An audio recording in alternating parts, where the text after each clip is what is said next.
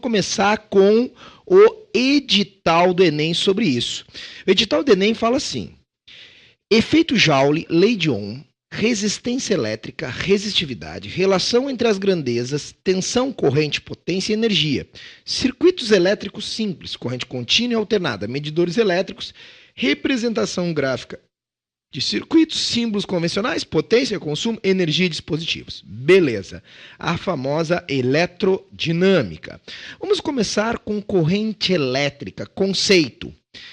Os condutores são aqueles materiais que possuem cargas livres. Em geral, quem são? Os metais. Então, se eu pego um fio metálico, um fio de cobre, por exemplo, ele tem um monte de carga livre, só que essas cargas elas não estão com movimento ordenado. Quando a gente coloca uma DDP, uma diferença de potencial, eu começo a ter um movimento ordenado de cargas livres. Isso se chama corrente elétrica, beleza? Quando a intensidade de corrente for constante ou média, a gente calcula essa intensidade de corrente e tu tem que saber fazer isso para a prova do Enem. É a quantidade de carga no tempo. Tu só tens que cuidar o seguinte: as unidades, tá? As unidades. Já apareceram questões, inclusive fazendo cálculo, caiu questão de eletromagnetismo, em que a corrente não era dada na unidade de sistema internacional. Olha ali. Para eu ter a corrente em ampere, pessoal, 1 ampere, eu tenho que ter a carga em coulomb e o tempo em segundo. Geralmente, a carga estará em coulomb. O que não vai estar, às vezes, é o tempo. Às vezes, ele te dá o tempo em minutos, te dá a quantidade de carga em 2 minutos. Tem que passar para segundo para obter essa carga em amperes. Tranquilo? Segue. Muito cuidado com os prefixos. Os prefixos miliampere e microampere para corrente, tá? Tu tem que conhecer esses símbolos aí. Um miliampere é 10 na menos 3 amperes, é um Mzinho na frente do A. E um microampere é 10 na menos 6 amperes, tá? É aquela letra grega, o Mi, na frente do ampere, tá certo? Então, cuidem aí com esses prefixos diante do ampere. A quantidade de carga, aqui eu acho um pouco mais difícil, mas por descargo de consciência vamos falar. A quantidade de carga, tá, é calculada com N vezes Z. N é o número de elétrons que passam e E é a chamada a carga elementar. Ela é mais ou menos, depende. A carga elementar pode ser de um próton ou de um elétron. Tá? É 1,6 vezes 10 na menos 19 coulomb, que é a unidade de quantidade de carga. Se a corrente for constante, o que nós usamos? Está ali, ó. I é Q por ΔT. Agora, se a corrente for variável, o que a gente vai usar? Aí, obrigatoriamente, terá que aparecer um gráfico. E aí, o que tu vai fazer? A área desse gráfico. Beleza? Então, primeira grandeza, corrente elétrica. Movimento ordenado de cargas em um condutor. Resistência. Essa grandeza é muito importante. A resistência elétrica é a oposição que os materiais oferecem à passagem de corrente elétrica. Todo condutor possui uma resistência elétrica. Todo condutor. Isso é inerente. Tá, tudo bem. Tem os supercondutores, mas isso só em laboratório a baixíssimas temperaturas. Temperatura ambiente ainda não existe supercondutor. Condutores da nossa vida, ferro, cobre, alumínio, todos possuem resistência elétrica. Quando as cargas elas fluem, elas sofrem uma oposição dos átomos que compõem esse metal. Então, esse movimento de elétrons sofre uma oposição. Os elétrons eles não passam livremente dentro do metal. E essa oposição se chama resistência elétrica. Essa resistência elétrica, matematicamente, ela é calculada com a razão entre a tensão e a corrente. Quem determinou essa grandeza pela primeira vez foi um cara chamado George Simon Ohm. Ele fez um experimento e nesse experimento ele calculou, então, a resistência elétrica.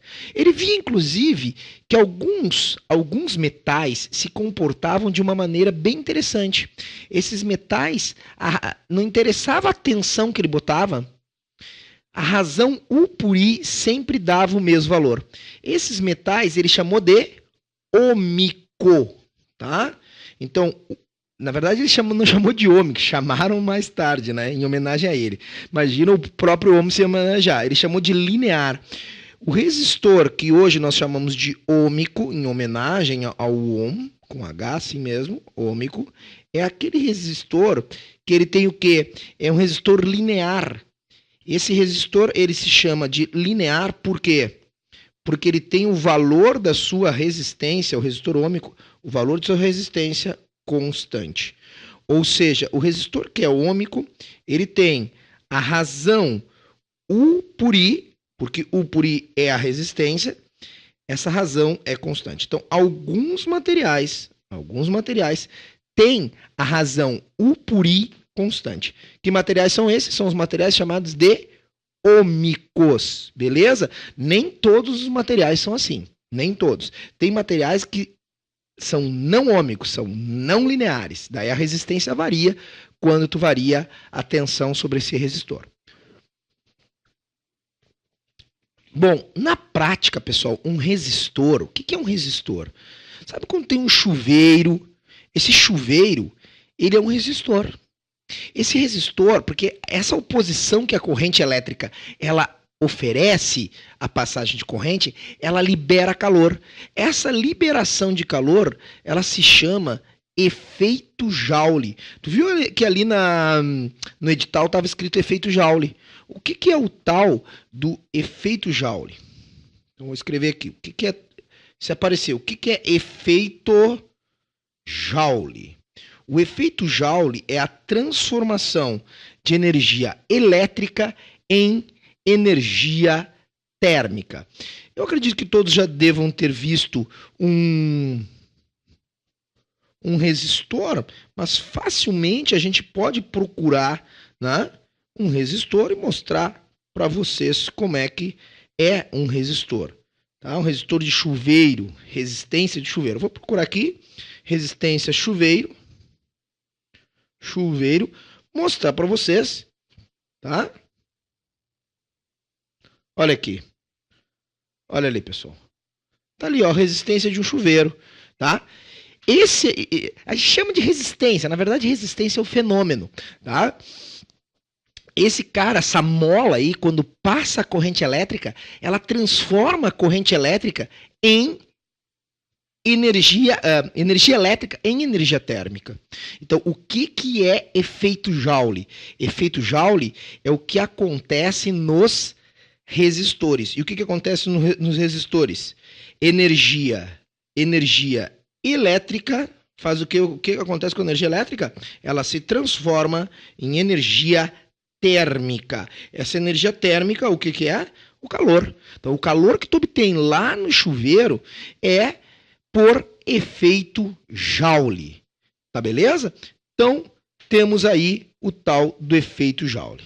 Tranquilo? Continuamos. O que mais nós temos? Voltamos lá para os slides.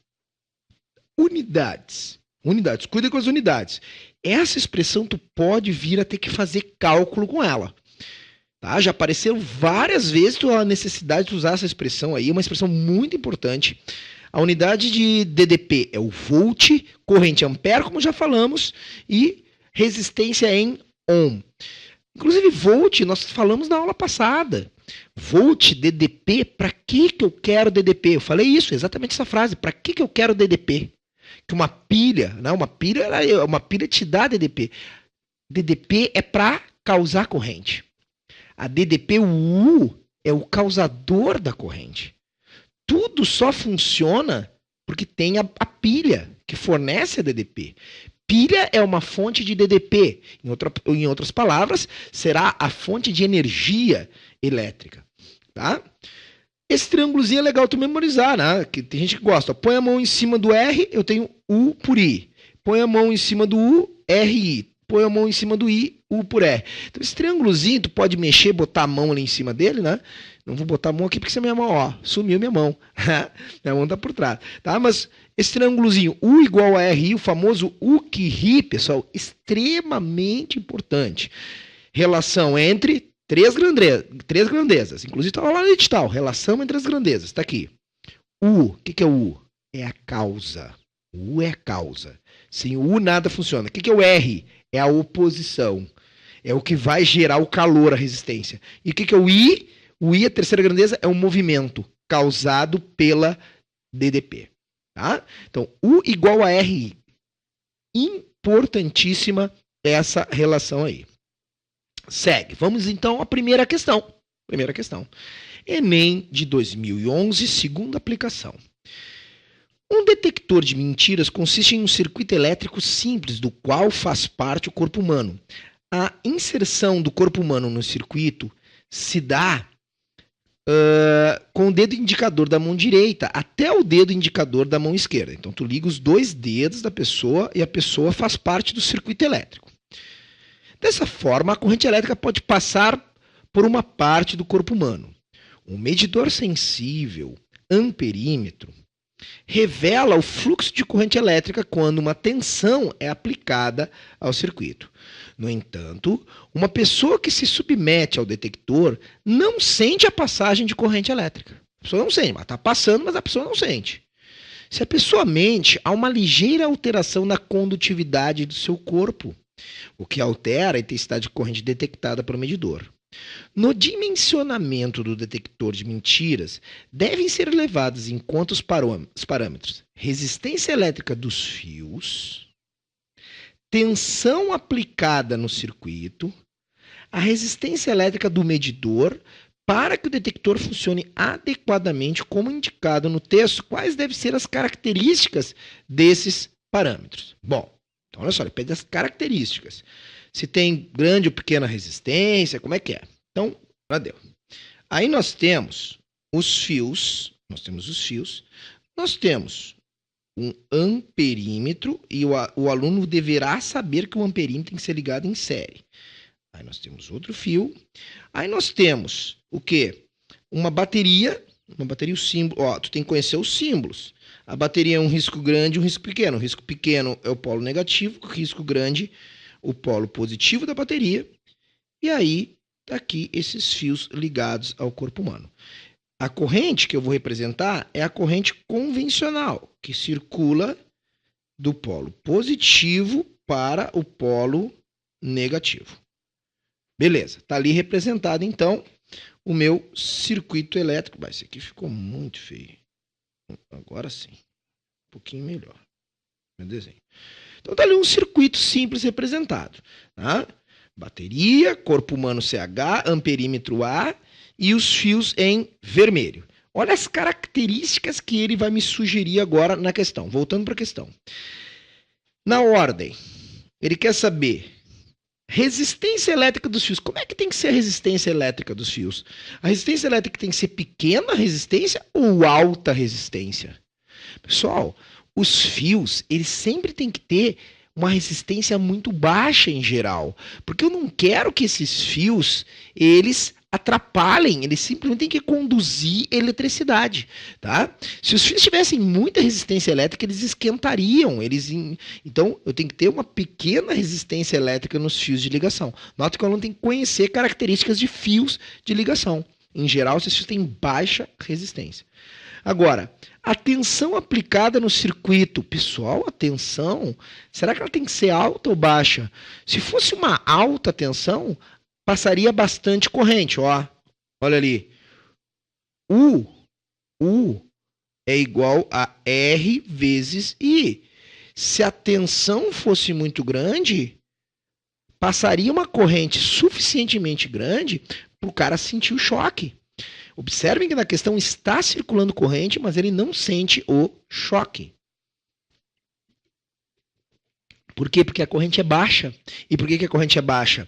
Porque a DDP no aparelho é uma DDP pequena. Tá?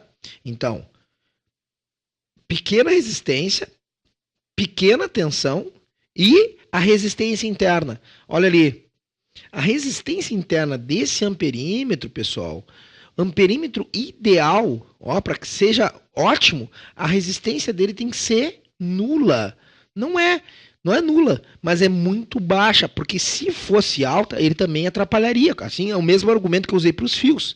Então, eu quero uma pequena resistência dos fios, uma pequena tensão e uma resistência desprezível. Resposta alternativa E de Equador. Então, pequena resistência nos fios, voltando lá para os slides, pequena resistência nos fios de ligação, pequena tensão de aplicação e resistência interna desprezível no medidor. Beleza? Primeira questãozinha Enem tá aí. Essa expressão aí separa com amor e carinho essa expressão. Meus amigos, isso aí vai cair no Enem 2015. Lá no pré-prova eu vou colocar essa questão. Resistividade, resistência. Do que depende a resistência de um fio, de um condutor? A resistência, ela depende de 3 fatores. Na verdade, 4, tá? Mas primeiro os 3 fatores. Rho L sobre A. O que é o Rho, pessoal? O Rho é a resistividade. Cada material tem a sua resistividade. Quanto mais resistividade tiver, mais resistência tem o fio. E mais resistividade, o fio é o quê? Se tem mais resistividade, o fio não é bom condutor. Para ser bom condutor, conduzir bem, ele tem que ter baixa resistividade. Aí a corrente flui. O ideal seria não ter resistividade. Eu não consigo isso. Na natureza, né? Naturalmente, os metais todos têm resistividade. Então depende do material, depende do comprimento. Olha aqui, ó, quanto mais comprido, mais resistência. E por isso o motivo de vir enroladinho lá o fio em alguns resistores, porque eu quero aumentar a resistência, eu aumento o comprimento. E o último termo é a área da seção transversal do fio. Essa área aqui, ó, se o fio é grosso ou fino. Quanto mais grosso o fio, ó, proporção inversa, menor a resistência do fio. Memoriza. Inclusive, eu não botei a questão aí, mas em Enem 2014, 2 lá do PPL, pessoas privadas de liberdade, caiu uma questão que tu tinha que fazer conta. Conta, ele te dava o Rho, o L e o A. Por isso que eu acho que pode vir a se repetir essa questão. Sistema Internacional de Unidades, o que eu tenho? Resistência em ohms, comprimento do fio em metro, área em metros quadrados, resistividade em ohm vezes metro. Beleza? Então, essa expressão tu tens que saber aí do que depende a resistência de um fio. Olha o que caiu no Enem de 2010. Olha só. A resistência elétrica de um fio é determinada por suas dimensões e pelas propriedades estruturais do material. A condutividade sigma caracteriza a estrutura do material, de tal forma que a resistência de um fio pode ser determinada conhecendo-se o L e o comprimento do fio. Conhecendo L, que é o comprimento do fio, e A, que é a área da seção. A tabela relaciona suas respectivas resistividades à temperatura ambiente. Pessoal, eu comentei que o bom condutor conduz bem. Ele tem alta ou baixa resistividade? Baixa. Então, maior condutor, baixa resistividade. Pior condutor, menos condutor, mais resistividade. Então, até existe uma relação matemática. A gente não precisa ficar muito na matemática, mas... Ai. Desculpa, pessoal. Mas, o que acontece aqui? Se nós quisermos saber a resistividade, pessoal, a condutividade a partir da resistividade, basta fazer o seguinte. Ó, deixa eu só me ajeitar aqui. Agora sim, vamos lá. Vamos. Agora sim. Sei, tá desconectando aqui, não sei por quê. Ó, eu pego aquela grandeza sigma, que é a condutividade, é simplesmente o inverso da resistividade. Por isso se justifica o que eu falei. Quanto mais resistividade, mais resistivo o material, menos conduz. E ao contrário, quanto menos resistividade, mais ele conduz. Pois bem, a questão é relativamente simples. Olha o que a questão pede. A questão pede assim: mantendo-se as mesmas dimensões geométricas, o fio que apresenta menor resistividade elétrica é aquele feito de... Então, ele quer a menor resistência. Se ele quer a menor resistência, eu quero que... Olha, menor resistência. Eu vou pegar... Ou seja, o fio que conduz melhor, né? A menor resistência, eu vou pegar o quê? Que condutividade? A menor ou a maior? Pô, se eu quero a menor resistência, eu quero a menor resistividade. Ah, mas a tabela não foi de resistividade. Então eu pego a maior condutividade. Ó, então eu quero a menor resistência, menor resistividade. Então eu vou buscar na tabela a maior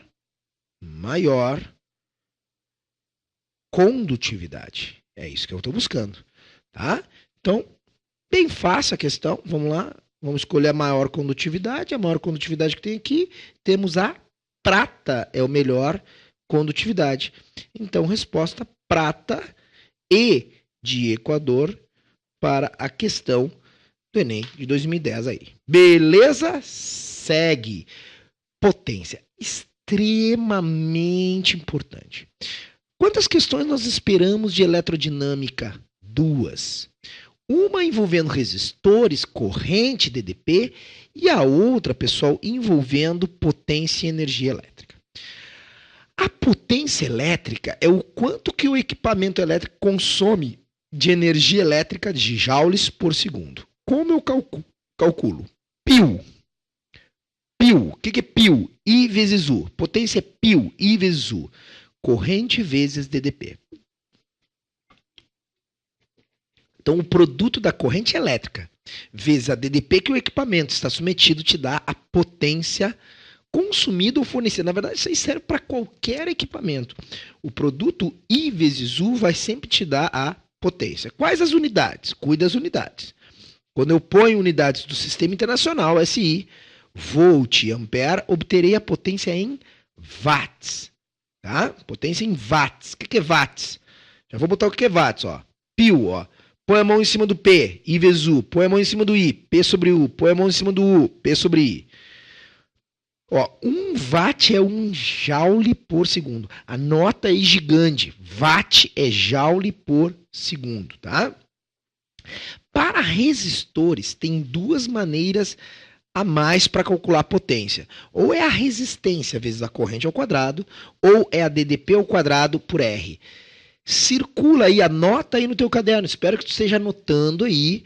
Essa aí, U ao quadrado por R, é a que mais aparece nas provas, tá? Essa daí cai mais. Então, U ao quadrado por R, potência. Posso usar a outra também. Tem que tomar cuidado com o seguinte, ó. Às vezes, quanto mais resistência, mais potência. Mas, às vezes, quanto mais resistência, menos potência. Como eu me decido, professor? Ah, boa pergunta. Quando nós tivermos a corrente constante, problema com corrente constante, quanto mais potência, mais resistência, mais potência. Quando eu tiver problemas com DDP constante, quanto mais resistência, menos potência. Ou seja, tudo depende do que ficará constante. Tá? Tem que ver, não pode te atirar, tem que ver o que fica constante. Tá beleza? Bom, seguindo. Energia elétrica. Isso aqui é importantíssimo. Cálculo de energia elétrica, pessoal. Cálculo de energia elétrica. Como é que eu calculo a energia elétrica consumida? Lá na conta, a gente chama de conta de luz, né? Conta de luz vem lá. Ah, tu gastou, sei lá, 200, 300 reais de energia, né? Certa energia elétrica no mês, né? Para tua família inteira. Aí vai ter lá o teu consumo energético.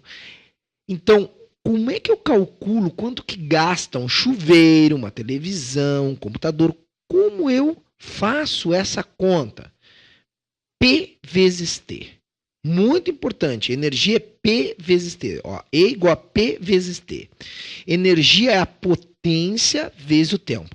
Pessoal, não cai na pegadinha de achar que equipamentos como chuveiro... Ah, o chuveiro gasta mais. Não, calma lá. Eu tenho que pegar. É possível uma lâmpada gastar mais que um chuveiro? Claro que é possível. Como? Basta deixar a lâmpada muito mais tempo. Tem que ver o produto P vezes T para ver quem consumiu mais energia. Então, geralmente o cara te dá uma tabela de potências e tempos e te faz calcular ali. Trabalho braçal mesmo, cálculo de energia. Cuida com as unidades. Se tu botar essa potência em watt, que é sistema internacional, e esse tempo em segundos, tu vai obter energia em joule, beleza? Agora, olha a unidade usual. Se tu olhar a tua conta de energia elétrica, não vai aparecer lá, não vai aparecer na conta de energia o que? Joule, vai aparecer o quê? Olha lá, quilowatt-hora. Não vamos esquecer, 1 quilowatt são 1000 watts. Então, ele pode te dar... Olha a questão que ele pode formular. Ele te dá a corrente e a DDP para tu calcular a potência. Aí tu calculou tantos watts, tá? Fez o pio, calculou tantos watts. Ou uma dessas aqui, né? Tu calcula tantos watts. Aí tu vem aqui, transforma para quilowatt. Aí tu sabe a potência em quilowatt. E aí tu verifica quanto tempo foi usado aquele equipamento. E aí tu vai saber quantos quilowatt-hora foi usado. Tá? Então, muita atenção aí.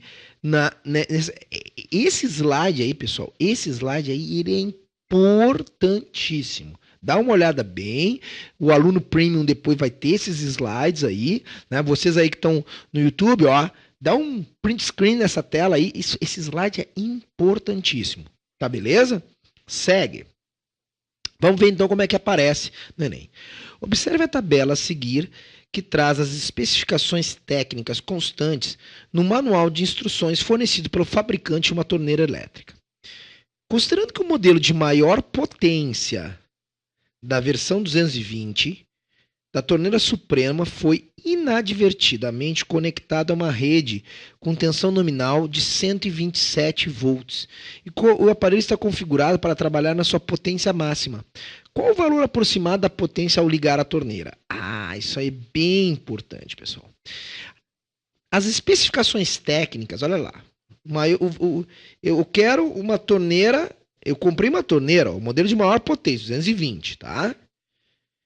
220, o modelo de maior potência, tá aqui. Maior potência quente é quanto? 5.500 watts, tá?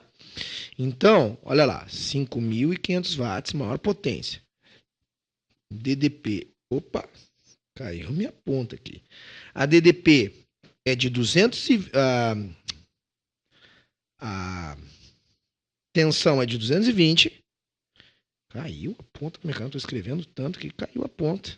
Então, a DDP é de 220, o fabricante falou, e a potência é de 5.500 watts. 5.500 watts. Beleza. Tá ali. O que são os dados do fabricante? Os dados que vêm lá escrito no aparelho. Tu tem que cuidar com isso. Então essa torneira elétrica sempre vai funcionar com 5.500 watts. Não. Ela só funcionará com 5.500 watts se tu ligar no 220. E justamente nessa questão, olha o que ele fez. Ele ligou em 127 volts, cara. Olha lá. Inadvertidamente, foi conectado uma rede de 127. E que o aparelho está configurado para trabalhar em sua máxima potência. Bom, qual o valor aproximado da potência ao ligar a torneira? Tu vê que tem os 5.500. Pessoal, ela não vai funcionar adequadamente. Por que ela não vai funcionar adequadamente? Porque eu não liguei em 220, eu liguei em 127. Pessoal, eu sei que é 127, mas eu vou aproximar aqui para 110. Não vai dar a resposta correta. Mas por que eu botei 110? Porque 110 é exatamente a metade da tensão que o fabricante mandou. Ou seja, é U dividido... É U dividido por 2. É U sobre 2, é a metade. Então se eu botei a metade, é a metade. Não, calma. Nas expressões que nós temos aqui, ó, para potência, nós temos três. Nós temos πu, nós temos r ao quadrado e u ao quadrado por r. Tu sempre tem que verificar, para saber qual das expressões eu vou usar, o que permaneceu constante, ligando corretamente e ligando incorretamente. Pergunto, foi a DDP? Não foi a DDP. A DDP está ali, né? Eu mostrei para vocês. A DDP é a metade. Ok? A DDP é a metade. Metade da tensão. Se eu tenho metade da tensão, então a tensão variou. O que será que ficou constante? O que ficou constante foi a resistência.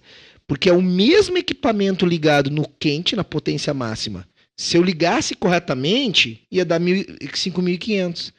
Mas eu peguei o mesmo equipamento e liguei errado. Eu liguei com a metade da tensão.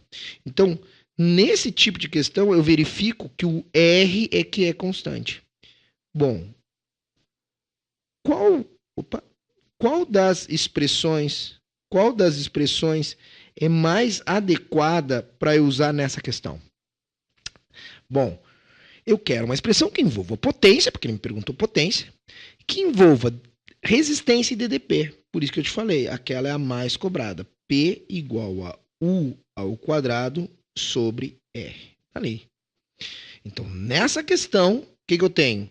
Eu tenho o R, a resistência da torneira constante, e a proporção direta e quadrática entre o P e o U.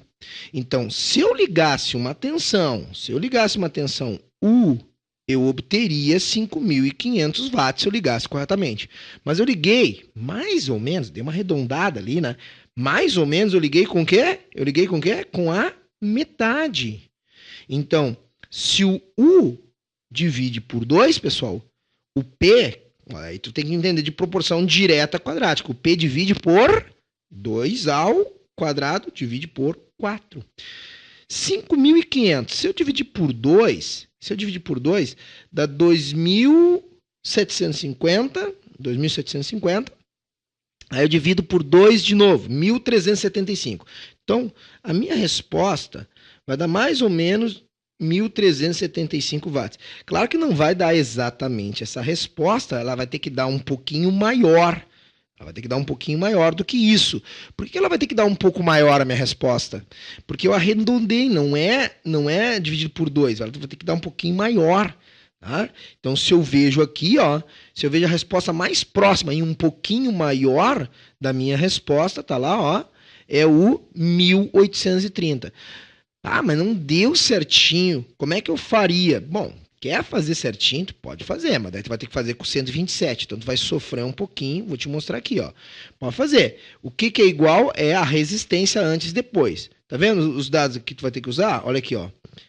P igual a U ao quadrado por R. O que tu vai fazer? Vou te mostrar.